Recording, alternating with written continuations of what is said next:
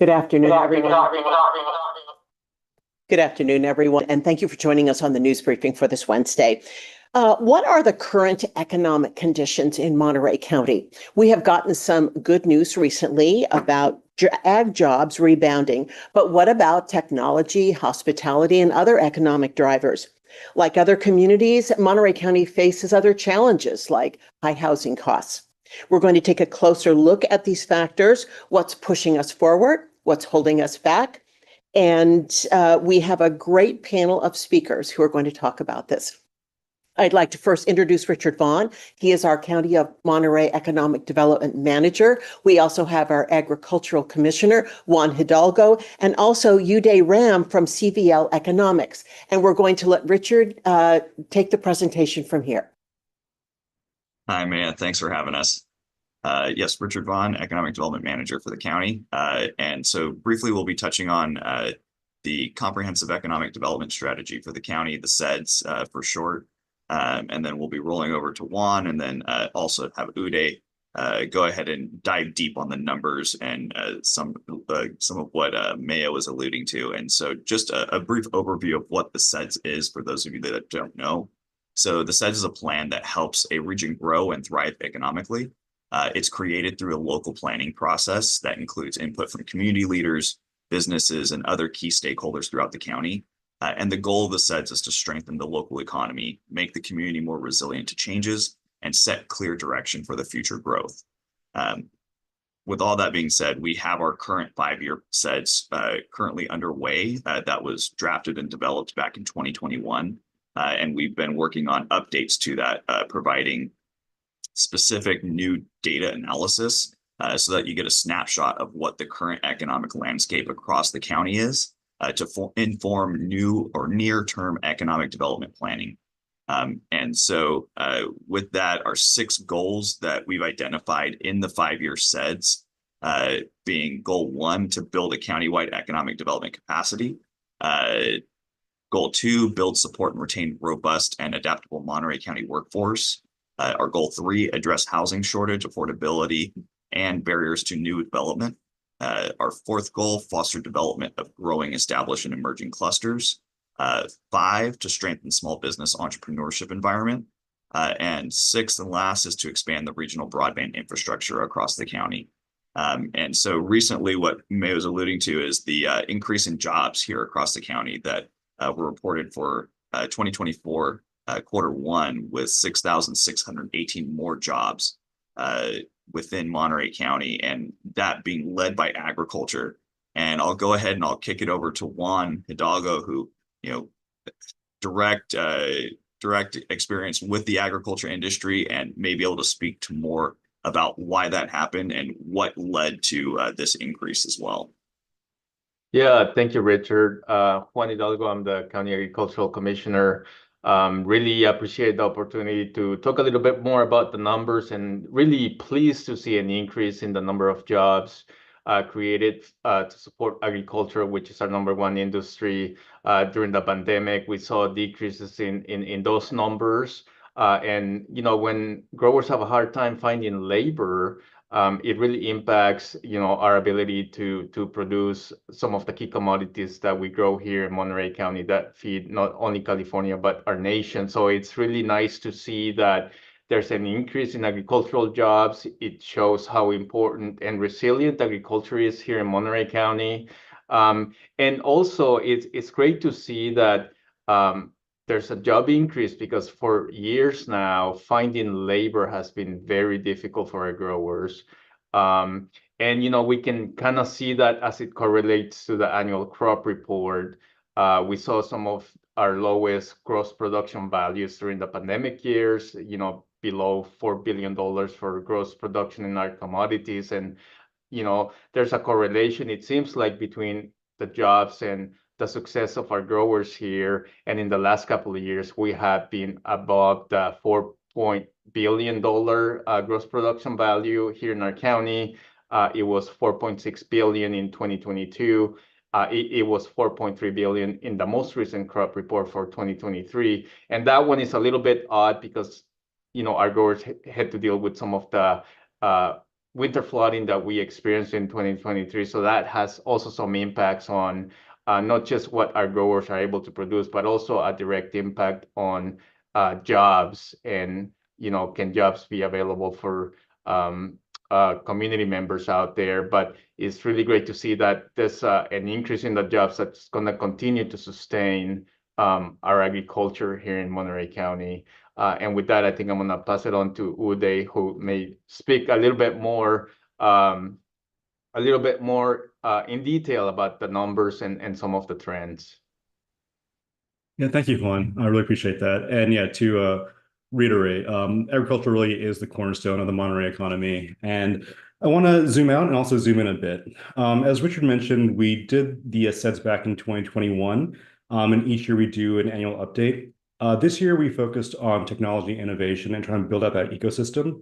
And this doesn't mean trying to recreate Silicon Valley and Monterey County, but actually trying to help supplement and amplify sectors like agriculture and tourism and make them much more robust export industries and also a haven for new avenues for growth. So why are we talking about this? Well, Monterey needs some higher wage jobs. I mean, coming out of the pandemic, we've all seen home values skyrocket, but wages not keeping up. I mean, this has had a few impacts, most notably a sizable decrease in Monterey's population over the last 5 years. We've seen about 8,000 people leave and a 2.2% decrease. When we look at the kinds of people who are leaving, we're losing some of our most educated people. In the last year or so, from the most recent data in 2022, about 9,000 residents who had some college or more had chosen to leave the county. And that means we're losing talent. We're using the potential for new businesses and that robust talent pool that we would need to have higher wage jobs both supported and filled. So when we look at where we are right now, yes, agriculture has been a driver of employment growth. Since the pandemic, we've seen jobs grow 8% in Monterey County. But when we look at the composition of those jobs, about 40% of those, or 41%, are in industries that, the two export industries that we're looking at, agriculture and tourism, they pay below the median wage for the county. And then we look at something like healthcare and social assistance, a very important sector in Monterey County, given the service areas that they serve. That's an inwardly facing industry. So that's treating people that are already here. So we're seeing that money recirculate in the county. We're not bringing money from outside the county in. So the idea is to try to figure out how do we create new industrial bases that are more robust, less inclined to be disrupted during things like pandemics or environmental hazards, stuff that gives us a more round-the-year industrial base. And that can mean a lot of different things. But over the recent years, we've seen civilian tech jobs decreasing. I mean, we have a very strong military presence here in Monterey, but when it comes to the kinds of commercialization that we'd like to see, that has been decreasing. And we're looking at things like research technology in pharmaceuticals. We're looking at things like technology, IT services, green economy. When we look on that chart on the right, we see that California has actually been increasing that technology workforce. I mean, it's obviously buoyed by metropolitan areas like San Francisco and San Diego and Los Angeles. But even if we compare Monterey County to its neighbors along the Central Coast, Monterey County does lag behind Santa Barbara, San Luis Obispo, and there's not a really good excuse for that in a lot of ways. I mean, to use one of the terms that our stakeholders in the VC world would say, like, this is a severely underleveraged ecosystem. When we look at all the assets we have in Monterey County, obviously marine research development has been very robust for years now with MBARI, with Moss Landing Marine Lab, the introduction of the Stanford University Hopkins Marine Station. We've had advanced air mobility with Joby, with DART, and a growing ag tech sector. I mean, right now, the agriculture sector is more of a consumer of ag tech, but there's no reason why, given the startup potential, that Monterey County can't be a leader in that space. And then we also have very, very strong workforce development capacity when we look at Hartnell College, neighboring Santa Cruz, UC Santa Cruz, and then Cal State Monterey University Bay, and even local community colleges on the peninsula. What we could also maybe focus on a bit more is trying to figure out how do we leverage some of that capital and potential in the Defense Department. I mean, there's not a lot of technology transfer happening right now, but that doesn't mean we can't have more dialogue and use some of what's happening at the Naval Postgraduate School and their emerging innovation center and other parts of the defense sector to buoy some of the civilian capacity in tech innovation. So, what are some of the challenges we're facing? Unlike some of the neighbors up north, there isn't a very strong history or a strong infrastructure for entrepreneurship in Monterey County. There are a lot of components, a lot of pieces that are in place. They just haven't really coalesced around a single vision, or nor is there a roadmap to help develop that. We've seen a lot of movement in recent years. We've got the new Monterey Bay Tech Hub, which is a tri-county initiative. And we're seeing a lot more activity, again, in recent months and years, especially with the increase in venture capital coming down into the county. As I mentioned before, we're seeing a bit of a narrow talent pipeline. If you look at the chart on the right here, a lot of the educated STEM type employees that we'd like to see, they're concentrated like in the prime workforce level, which is around the 40 to 64-year-old age demographic. We look at something like San Francisco, which is not, again, something that we want to necessarily emulate from soup to nuts. But as an example, you see a lot of that talent concentrated in the younger generation. And that means they have a very strong pipeline leading into the kind of spaces that we would like Monterey County to explore and try to expand upon. So when we look at that brain drain we looked at before, we want to kind of stanch that and see if there are ways we can attract both businesses, but also businesses that can provide opportunities for higher wage, higher skilled labor. So what are some of the opportunities? I mean, Monterey County, both when it comes to ag and tourism, they are strong because of the natural environment. They are also susceptible to things like climate change. So there's a natural nexus for the kinds of areas we would like to focus on when it comes to tech innovation.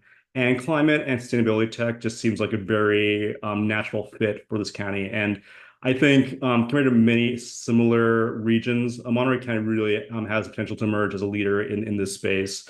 As we mentioned before with Joby and DART, there is a very strong history in air mobility and with the potential to have airspace corridor stretching from Silicon Valley down to San Diego. I mean, Monterey County can really serve as a hub for that kind of activity. We have a strong consortium of universities and colleges and programs. A lot of that capacity is expanding now as colleges like Hartnell are aligning their curricula with industry demand. We'd like to formalize that a bit more and be able to get a bit more coordination so we can have different colleges have different strengths in supporting various parts of the tech ecosystem and developing that talent pipeline. And finally, we've seen some encouraging signs of venture capital seeping into the county, and we want to do as much as we can to nurture that and make it as easy and seamless for people who want to spend money in Monterey County, connect with those people that could benefit from it, and really create this new baseline for tech innovation. I know that's a lot to go through very quickly, but we'll be happy to circulate this presentation to you. And if you have any questions regarding any of the hard data, we'll be happy to answer those as well. And I'll toss it back to Richard. Thanks, Uday. That's all we have for you today, Maya, and everyone from Economic Development. Thank you. Well, that's a lot. That's a really deep dive in a very short amount of time. And I know you've had to compress a lot of information to get it to kind of fit the time, but you put out a lot of really interesting data about technology and innovation. Is there anything you can tell us about other, some of our more historical drivers like hospitality and tourism? Are they still faring well and we're focusing on these others to build? Yeah, so tourism unfortunately hasn't recovered since the pandemic. We're still seeing quite a decline in overall employment. Wages are depressed. They've been rising at a fast rate, but because of part-time labor, overall, on average, wages are fairly low. That doesn't mean that it's any less important than it ever was. I think what we'd like to see is a bit more cross-pollination across sectors. So how can tourism support some of the R&D? Can we have more business-related travel, more expos? Are there ways to create more of a brand around Monterey that can be exported? Can we have more streamed events? There are a lot of things that we can discuss in more detail with some of the stakeholders on the ground, but we would like to see technology be able to supplement rather than sideline the strengths that Monterey currently has. So there's still work to be done in the hospitality tourism area for that rebound.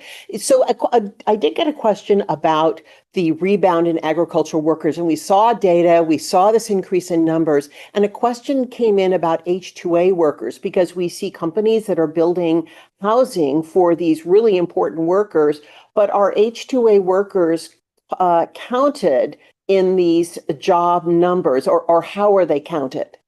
Yeah, actually, I'll turn to my colleague Mazen to be able to maybe give us a bit more detail in how the BLS accounts for different labor types.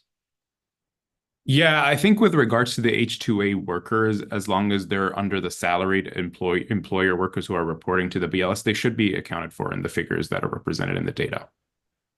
So they're not considered contract workers or kind of exempt in some way? I think a lot of it also depends on the hours that they're working. If they're full-time, they're going to be falling under the full-time workers that we're rolling into based off of the BLS data. And if they're part-time, they might be there could be considered under the part-time. I think it depends more on the hour of work that they're working under, but they should fall in line under the numbers that are reported by the employers to the BLS. And also the analysis that we do for the county includes contract workers as well.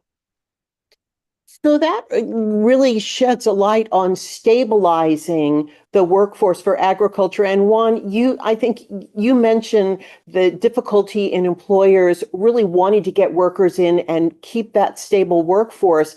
These housing projects and other things to bring those H-2A workers is helping in that way, would you say? Absolutely, Maya. I think that there's been a commitment from the agricultural industry to help support housing for employees.